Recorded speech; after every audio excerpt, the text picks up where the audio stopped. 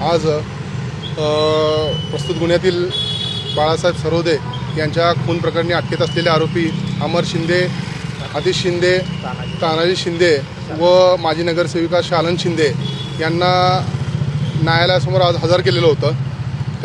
त्यामध्ये पोलिसांनी त्यांची पोलीस कस्टडीची मागणी केलेली होती। त्याप्रमाणे निर्माण कोर्टाने शालन शिंदे यांना 2 दिवसाची आणि इतर आरोपींना 3-4 दिवसाची अशी पोलीस कोठडी सुनावलेली आहे। काय ग्राउंड्स आहेत या कोठडीसाठीचे, काय त्यांनी काय आरोपीकडून हत्यार जप्त करायचे आहेत, इतर आरोपींचा शोध घ्यायचा आहे, या अनुषंगाने त्यांनी पोलीस कोठडीची मागणी केलेली होती।